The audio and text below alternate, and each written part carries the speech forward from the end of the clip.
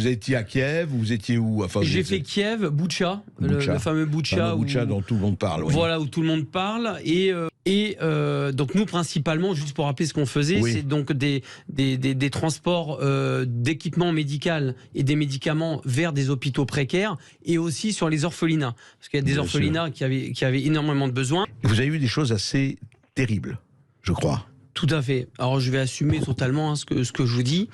Moi, sur place, j'ai été témoin de crimes de guerre.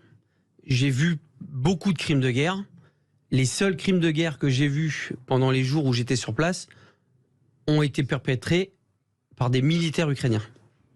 Et non pas par des militaires russes. Ce qui ne veut pas dire ne veut pas dire exactement, j'allais y venir, qu'il n'y a pas de crimes de guerre russes, mais il y en a aussi au niveau ukrainien. Vous avez assisté. Et on n'en parle pas.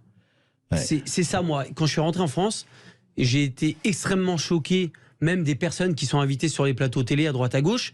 80% de ces personnes-là ne sont pas allées au moment où il y a la guerre et se permettent de parler, etc. Ça m'insupporte. Parce que entre ce que je vois et ce que j'entends sur les plateaux télé et ce que j'ai vu sur place, il y a une autoroute. Pour moi, c'est abominable. Je vais par exemple parler des militaires Azov. Les militaires Azov, à la base... Mais vous avez vu où ils sont partout? Ils sont partout. Ah, pas seulement à Azovstal, etc. Même à Lviv. Ils sont même à Lviv, à l'ouest. Ils ont leur scratch avec vous savez, le beau scratch néo-nazi. Ça se tient aussi à le dire. Pour moi, ce qui me choque énormément, c'est que l'Europe donne quand même de l'armement à des militaires, pour moi, néo-nazis, avec un sigle néo-nazi. On n'en parle pas, il suffit de regarder. C'est un ancien sigle SS qui est brandi partout en Ukraine. Et ça partout, on le voit partout. Partout. Et ça ne pose aucun problème. Moi, j'ai travaillé avec ces gens-là, je leur ai donné des médicaments, etc. Vous savez quelles étaient leurs conversations devant moi? Parce que je comprends un petit peu l'ukrainien et le russe, et beaucoup parlent anglais. Ils rigolaient de se dire que s'ils croisaient des juifs ou des noirs, qu'ils les dépeceraient. Ah, carrément. Voilà ce qu'ils disaient devant vous. Voilà ce qu'ils disaient devant moi, et c'était leur conversation qui les faisait vachement rigoler. Voilà ce qu'ils disaient sur les juifs et sur les noirs. Ça, c'est la première chose. Ça, moi, je ne pouvais pas cautionner, mais sur place, je ne pouvais pas faire grand-chose.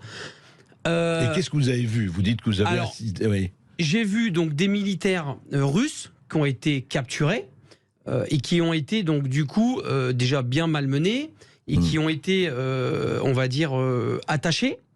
Et en fait, on était dans une sorte de hangar, et ces militaires russes qui ont été capturés arrivaient dans des petites fourgonnettes par 3 ou par 4. À chaque fois qu'ils faisaient descendre ces militaires, les militaires Azov ukrainiens leur demandaient qui est l'officier, qui est l'officier. Je vais vous expliquer pourquoi.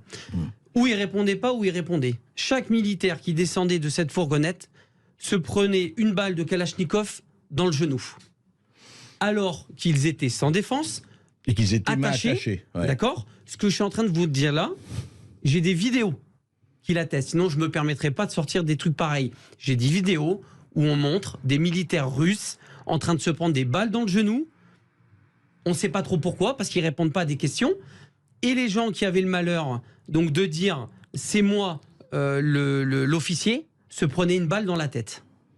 Voilà comment ça se passe à Boutcha. Voilà comment ça se passe en Ukraine, du moins pour le bataillon ukrainien Azov. Ils pourront dire ce qu'ils veulent. Moi, j'étais là, j'ai vu ce qui s'est passé. Tout ça, on n'en parle pas. C'est vraiment